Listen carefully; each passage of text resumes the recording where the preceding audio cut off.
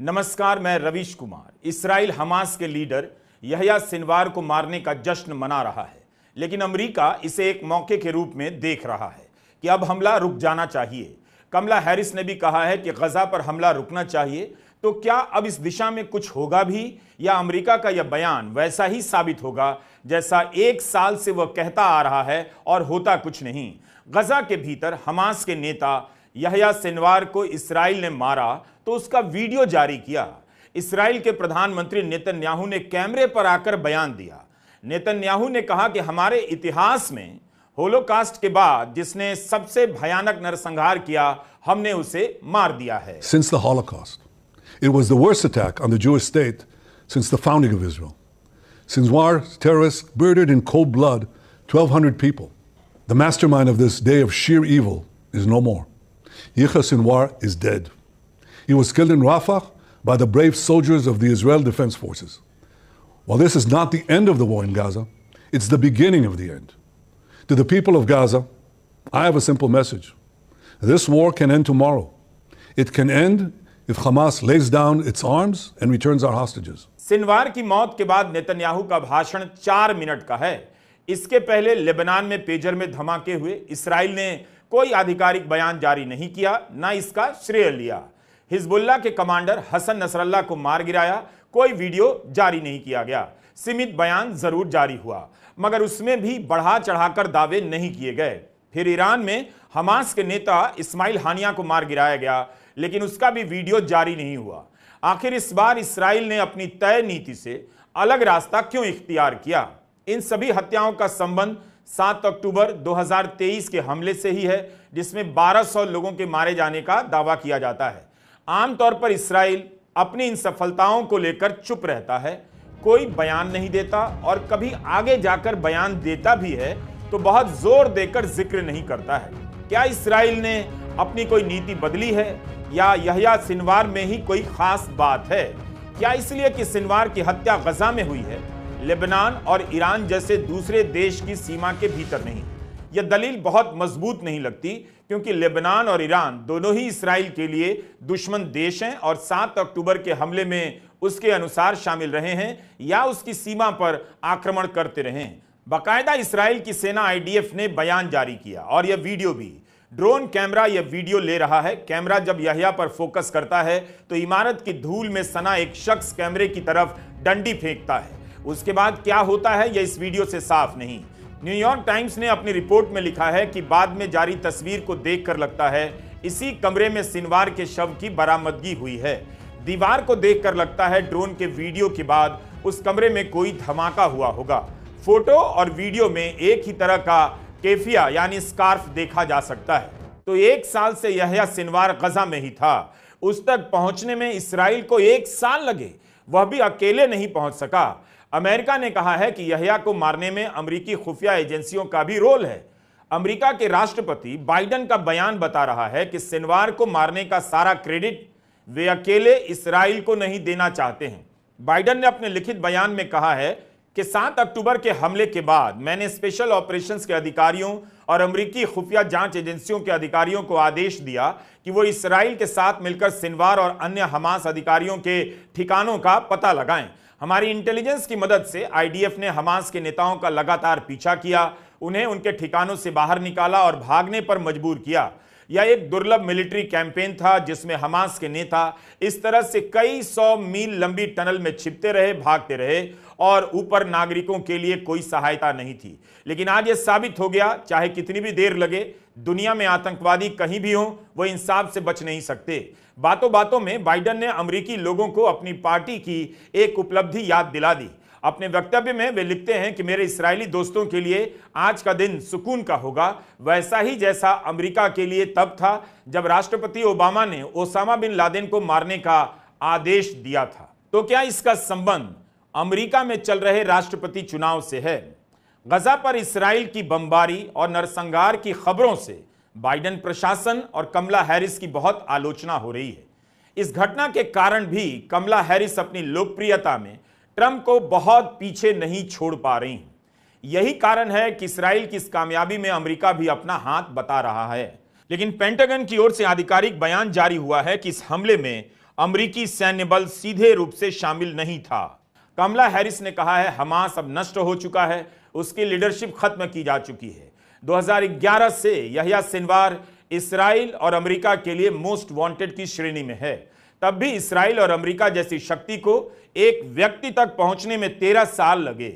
America और Britain Hamas को आतंकी संगठन कहते हैं, यह्या सिनवार को आतंकवादी कहते हैं। लेकिन भारत के गृह मंत्रालय की वेबसाइट पर उन संगठनों और व्यक्तियों के नाम हैं जिन्हें प्रतिबंधित किया गया है और आतंकवादी संगठन माना जाता है। इसमें हमास का नाम नहीं है। भारत ने हमास को आतंकी संगठन घोषित नहीं किया है। मीडिया में हमास और उसके नेताओं को कैसे लिखा जाता है, इसकी भी अपनी एक खास राजनीति है। आगे बढ़ने से पहले इस पर भी नजर डाल लेनी चाहिए। न्यूयॉर्क टाइम्स ने हमास को सशस्त्र फिलिस्तीनी ग्रुप लिखा है, इस्लामिक उग्रवादी संगठन कहा है, मगर आतंकी संगठन नहीं।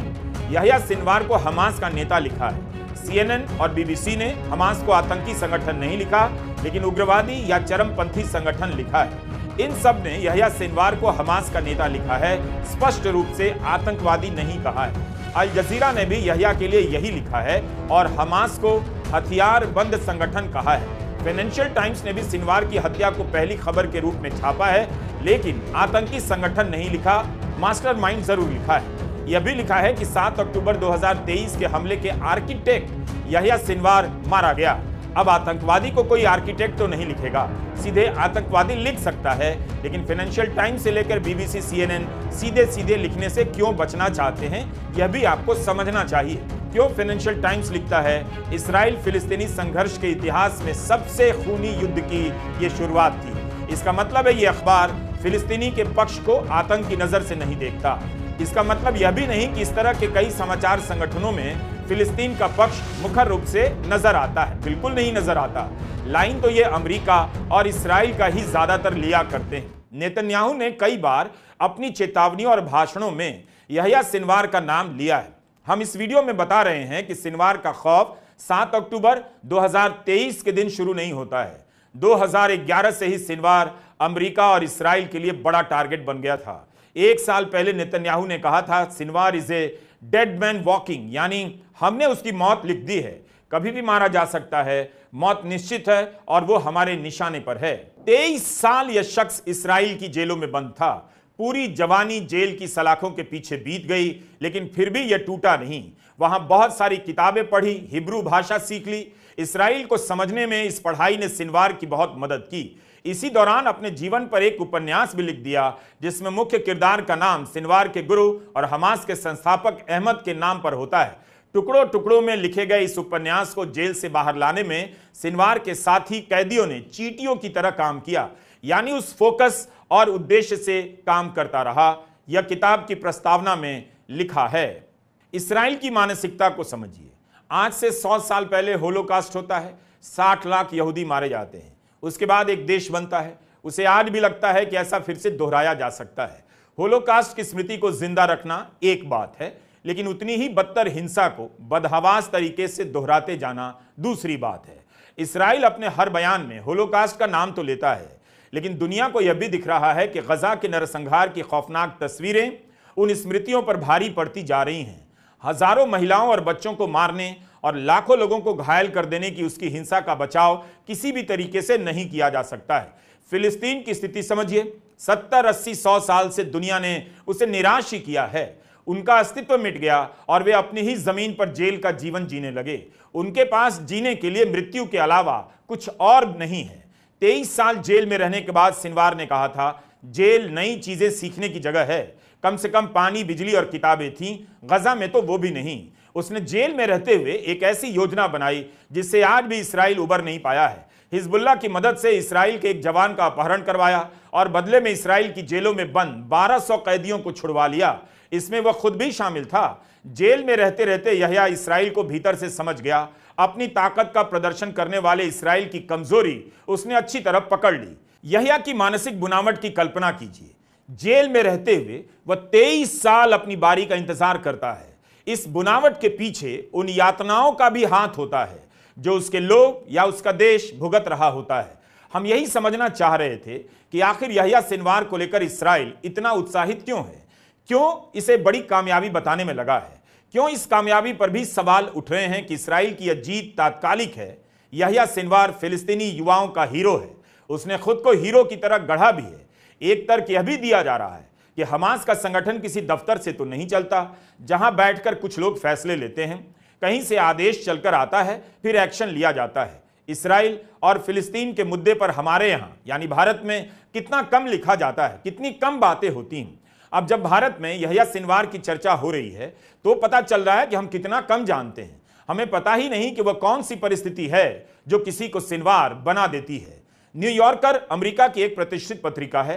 पत्रकार डेविड रेमनिक ने इसी साल अगस्त में 11,000 शब्दों की एक लंबी रिपोर्ट यहया सिनवार पर लिखी है। 11,000 शब्दों की रिपोर्ट, सोचिए। रेमनिक ने इस रिपोर्ट के लिए उन लोगों से बात की जो यहया के साथ जेलों में बंद थे और उस समय बतौर इस्राएली अधिकारी तैनात थे। इसराइल की जेल में कैदियों को 20 घंटे तक बैरक में बंद रखा जाता है। थोड़े से समय के लिए बाहर आने का मौका मिलता है। उतने से समय में भी यहया सिनवार भागने, रस्सी कूदने जैसी एक्सरसाइज किया करता था। एक डेंटिस्ट ने रेमनिक को बताया है कि यहया कभी अपना इरादा छुपाता नहीं था। एक बार उस डेंटिस्ट ने यहया से पूछ लिया क्या उसका लक्ष्य इतना बड़ा है कि उसके लिए सैकड़ों निर्दोष लोगों की जिंदगी दांव पर लगाई जा सकती है। यहया सिनवार का जवाब था, हम 20,000, 30,000, यहां तक कि लाखों जाने भी इसके लिए कुर्बान करने को तैयार हैं। राजनीति विज्ञान पढ़ाने वाले मखाइमर अबू सादा को कोट करते हैं कि दो बातें सिनवार को सिनवार बनाती हैं। उसने हमास से पहले इंतिफादा के दौरान फिलिस्तीनी मुखबिरों को मारा था और हत्या का अभ्यस्त हो चुका था, लेकिन वो लीडर बना इसराइल की जेलों में। अबू सादा बताते हैं कि हमास के किसी सदस्य के लिए इसराइल की जेल सिर्फ सजा काटने का मौका भर नहीं, वो इसके लिए इसराइली समाज के बारे में जानने का मौका समझते हैं, खुद को शारीरिक रूप से मजबूत बनाने के मौके के रूप में देखते हैं। सिनवार ने जेल में रहते हुए काफी पढ़ाई की, नोट्स लेता रहा। कैद के दौरान लिए गए नोट्स से डायरी के हजारों पन्ने भरे हुए हैं। सिनवार ने एक इंटरव्यू में कहा था, जेलें आपको तैयार करती हैं। जब मध्य पूर्व की राजनीति के विशेषज्ञ पत्रकार एहूद यारी जेल में पहली बार सिनवार का इंटरव्यू लेने पहुंचे तो उन्होंने अरबी में बात करना शुरू कर दिया पत्रकार ने, लेकिन सिनवार ने टोका और कहा, नहीं, हिब्रू में मुझसे बात कीजिए, आप यहां के वार्डन से बेहतर हिब्रू बोलते हैं। सिनवार जेल में भी उनसे बात कर हिब्रू सीखना चाहता था, अपने अभ्यास को जारी रखना चाहता था। यह भी सिनवार की राजनीति का हिस्सा है। उसके बारे में कई जगह पढ़ने को मिला कि वो एक क्रूर राजनीतिज्ञ और कमांडर था। उसके लिए गजा में रहते हुए इसराइल के लिए जासूसी करने की सजा सिर्फ मौत थी। सिनवार कट्टर भी था और उसकी राजनीति की सोच धार्मिक समझ से बनती थी। कई जानकार कहते हैं कि फिलिस्तीन के मुद्दे को इस्लामी सवाल से जोड़ने के कारण भी बहुत नुकसान पहुंचा। तो सब कुछ 7 अक्टूबर 2023 से शुरू नहीं होता है। 100 साल से यह टकराव चल रहा है। इन सब के पीछे 100 साल की हिंसा के खौफनाक मंजर हैं जो फिलिस्तीन के लोगों की स्मृतियों में आज भी जिंदा हैं। इतनी बड़ी ताकत से लड़ने के लिए आपको कौन सी चीज तैयार करती है, यह जानना चाहिए, समझना चाहिए। इससे आप व्यक्ति ही नहीं, राजनीति, विचारधारा के प्रभाव और हिंसा की राजनीति को समझते हैं। ओसामा बिन लादेन आतंकवादी था, लेकिन उसके अनेक इंटरव्यू आपको मिल जाएंगे। न्यूयॉर्कर की इस रिपोर्ट में सिनवार को समझने का मौका मिलता है। पता चलता है कि 2011 में इसराइल ने 1200 कैदियों को छोड़ तो दिया, लेकिन उसे यह बात याद रही कि यहया सिनवार उसके हाथ से निकल गया। इसराइल के लिए वो घटना कम अपमानजनक नहीं थी। 23 साल बिताने के बाद यहया सिनवार आराम से इसराइल की जेलों से निकलता हुआ गजा आ गया। इसराइल लंबे समय तक इसका अफसोस करता रहा। सिनवार के बारे में अनेक हेडलाइन में लिखा मिलता है कि वो इल्यूसिव था, यानी पकड़ में नहीं आया। दुनिया की सबसे बड़ी खुफिया एजेंसियां उसके पीछे लगी थीं, फिर भी सिनवार इससे बचता रहा। वो किसी के हाथ जिंदा नहीं आया। इसराइल कितना ताकतवर है, 13 साल लग गए उसकी जेल से बाहर निकले सिनवार तक पहुंचने में। सिनवार ने इसराइल की शक्ति के इसी मिथक को उजागर कर दिया, तोड़ दिया कि वह बिना अमेरिका की मदद के कुछ भी नहीं कर सकता है। वो अपने आप में वैसा नहीं जो बताना चाहता है, दिखाना चाहता है। 2021 में हमास और इसराइल के बीच एक छोटा युद्ध हुआ था। उस युद्ध में इसराइल ने सिनवार के घर पर हमला किया। इस हमले के बाद सिनवार ने एक प्रेस कॉन्फ्रेंस में इसराइल को खुली चुनौती दी। कहा, मैं इस प्रेस कॉन्फ्रेंस से निकलकर अपने घर तक पैदल जाने वाला हूं, जो करना है कर लो। इसके बाद सिनवार गजा की गलियों से निकलता है, दुकानदारों की तरफ मुड़कर मुस्कुराता है, लोगों के साथ तस्वीरें खिंचाता है। हमले के बाद सिनवार ने एक तस्वीर जारी की। मलबे के बीच वो एक कुर्सी पर बैठा है, पैर पर पैर चढ़ाकर इसराइल का सबसे बड़ा दुश्मन कैमरे में देखकर बेपरवाही से मुस्कुरा रहा है। इस तस्वीर ने गजा में सिनवार को हीरो बना दिया। इसका असर यह हुआ कि गजा में लोग अपने घरों की तबाही के सामने इसी तरह फोटो खिंचाने लगे। अपने आप को हीरो की तरह पेश करने में सिनवार काफी सचेत रहता था। आपके यहां के अखबारों में आज छपा ही होगा कि हमास के नेता को इसराइल ने मार गिराया, लेकिन क्या इसके पहले आपने विस्तार से कुछ भी इन विषयों पर छपा देखा था कि 13 साल से इसराइल को कामयाबी क्यों नहीं मिल रही थी? सिनवार को सिनवार किसने बनाया? तकनीक ने, हथियार ने, संगठन ने, या विचार ने, या गजा पर बरपाई गई हिंसा ने? सिनवार की मौत पर न्यूयॉर्क टाइम्स ने रिपोर्ट किया है कि दक्षिणी गजा में ट्रेनी स्क्वाड कमांडरों की एक यूनिट अपने ऑपरेशन पर थी जब उसका सामना अचानक सिनवार से हुआ। इस यूनिट को पता भी नहीं था कि उसकी लड़ाई किससे हो रही है। हमले में 3 फिलिस्तीनी लड़ाके मारे गए। बाद में जब यूनिट ने उनके चेहरे देखे तो पाया कि एक आदमी की शक्ल सिनवार से बहुत मिलती है। इसराइल को उम्मीद भी नहीं कि यहां पर सिनवार से सामना होगा। 1 साल से इसराइल यही कह रहा है कि हमास के नेता और लड़ाके आम लोगों के बीच छिपकर शरण ले रहे हैं या टनल में भाग गए हैं, लेकिन यहां सिनवार ने सामने से इसराइली सिपाहियों से लड़ाई की। सिनवार के आखिरी फोटो और वीडियो में दिखाई देता है वो भयानक रूप से चोटिल है। एक बाजू कट चुकी है, सर पर चोटें हैं। दुनिया भर में यह वीडियो सिनवार के जवाब के रूप में देखा जा रहा है, जिसमें वो ड्रोन की तरफ एक लकड़ी का टुकड़ा उठाकर फेंक रहा है। गार्डियन ने भी अपनी रिपोर्ट में बताया है कि यह सब प्लान के मुताबिक नहीं हुआ। इसराइल में कान रेडियो पर बताया गया है कि सिनवार को बाई चांस इत्तफाकन मारा गया, ना कि इंटेलिजेंस इनपुट के आधार पर, जबकि अमेरिका दावा कर रहा है उसके ही इंटेलिजेंस इनपुट के आधार पर इसे मारा गया। तो आप इस तरह के खेल को भी समझ सकते हैं। लेकिन आपने सिनवार की यह तस्वीर नहीं देखी। फाइनेंशियल टाइम्स में छपी है उसके शव को इसराइली सैनिक बाहर ला रहे हैं, मगर सभी सैनिकों का चेहरा छिपा दिया गया है, ब्लर कर दिया गया है। इसराइल अगर विजेता हुआ है तो उसके सैनिकों के चेहरों को ढकने की जरूरत नहीं, मगर इससे यह भी पता चलता है कि इसराइल के जहन पर सिनवार का खौफ कितना गहरा है। कई जगहों पर मीडिया में हमें पढ़ने को मिला कि यह्या सिनवार फिलिस्तीनी युवाओं की कल्पना में बस गया है, उसे खत्म नहीं किया जा सकता, कोई ना कोई उसकी जगह ले लेगा। यही बात हिजबुल्लाह के कमांडर हसन नसरल्लाह के बारे में भी कही गई। लेकिन अभी भी इस सवाल का पुख्ता जवाब नहीं मिल रहा है कि सिनवार का मारा जाना इसराइल की बड़ी कामयाबी है या नहीं। 7 अक्टूबर को वही शक्तिशाली इसराइल, वही मुस्तैद मोसाद सब तो थे, लेकिन हमास हमला करने वाला है इसकी भनक तक नहीं लगी। और 1 साल से यह्या सिनवार गजा में है, उसके ठिकाने की भनक नहीं लगी। बाई चांस वो मारा जाता है। अब सवाल उठता है कि क्या इससे गजा में चल रही इसराइली बमबारी पर कोई असर पड़ेगा? इसराइल ने कहा है हमारी लड़ाई गजा के लोगों से नहीं, हमास से है। तो क्या इस्माइल हानिया और यह्या सिनवार के बाद अब युद्ध रुकेगा? नेतन्याहू ने कहा है युद्ध रुक सकता है अगर हमास अपने हथियार डाल दे। नेतन्याहू ने इस 1 साल के दौरान युद्ध रोकने की कोई कोशिश नहीं की। अमेरिका के राष्ट्रपति जो बाइडेन ने कहा है यह गजा में आने वाले कल का ऐसा अवसर है जहां हमास सत्ता में नहीं होगा। एक राजनीतिक समझौता करने का भी अवसर है जो इसराइली और फिलिस्तीनी लोगों को एक बेहतर भविष्य देगा। यह्या सिनवार इन लक्ष्यों को हासिल करने में एक बड़ी अड़चन था। वो अड़चन अब मौजूद नहीं है, लेकिन आगे बहुत काम है। इस सवाल का जवाब आज दुनिया में किसी के पास नहीं कि इसराइल कब गजा पर बमबारी रोकेगा। 1 साल से रोजाना की बमबारी के बाद भी इसराइल जीत की घोषणा नहीं कर सकता। 42,000 से अधिक लोगों को मारकर भी विजेता नहीं बन सका है। क्या एक कमांडर के मारे जाने से वह जीत का ऐलान कर सकता है? यह जरूर है कि इसराइल को सारी कामयाबी पिछले 10 दिनों के भीतर ही मिल रही है। इससे पहले इतनी बड़ी कामयाबियां नहीं मिली। इंग्लैंड के प्रधानमंत्री केर स्टारमर ने कहा है कि सिनवार आतंकी संगठन का अध्यक्ष था, 7 अक्टूबर का मास्टरमाइंड। होलोकास्ट के बाद यहूदी समाज पर वह सबसे बड़ा हमला था जिसमें 1200 लोग मारे गए। आज मेरी संवेदनाएं उस हमले के पीड़ितों के परिवारों के साथ हैं। ब्रिटेन यह्या सिनवार की मौत का शोक नहीं मनाएगा। स्टारमर ने कहा है सभी बंधकों की रिहाई, फौरन सीजफायर और मानवीय सहायता में बढ़ोतरी की जरूरत है। पहले ही देरी हो चुकी है। इसी से मिडिल ईस्ट में लंबे समय के लिए शांति स्थापित की जा सकती है। तो अमेरिका के साथ साथ ब्रिटेन भी ये गुजारिश कर रहा है कि लड़ाई रुके, बमबारी रुके। बाइडेन ने अपने बयान में कहा है कि आज का दिन इसराइल और अमेरिका और सारी दुनिया के लिए अच्छा दिन है।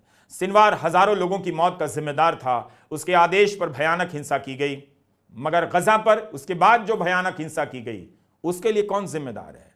फ्रांस के राष्ट्रपति इमैनुअल मैक्रों ने भी यह्या सिनवार को आतंकवादी लिखा है। उसे 7 अक्टूबर को भयानक आतंकी हमले के लिए जिम्मेदार बताया है और मांग की है कि हमास बंधकों को तुरंत रिहा करे। क्या भारत ने कोई बयान दिया?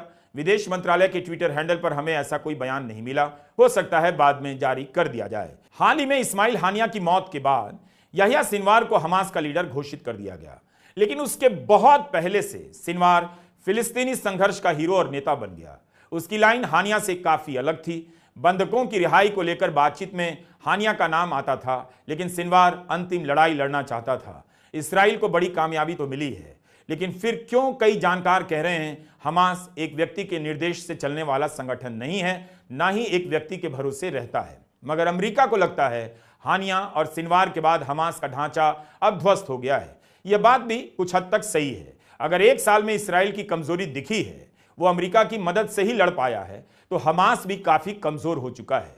लेकिन इससे ना तो इसराइल का हमला रुका है, ना फिलिस्तीन के सवाल पर कोई ठोस जवाब आया है। दुनिया हिंसा और आतंक के बदहवास दौर में उलझी हुई है। इस लड़ाई का अंतिम क्षण किसी के लिए भी नजर नहीं आता। आप नहीं कह सकते कि सिनवार के मरने के बाद फिलिस्तीन का मुद्दा भी खत्म हो गया। कभी ना कभी तो उस सवाल पर आना होगा जिसकी बात कहने के लिए ही सही अमेरिका ने कही है, भारत भी कहता है कि फिलिस्तीनी एक अलग राज्य है, उसे मान्यता मिलनी चाहिए। नमस्कार, मैं रवीश कुमार।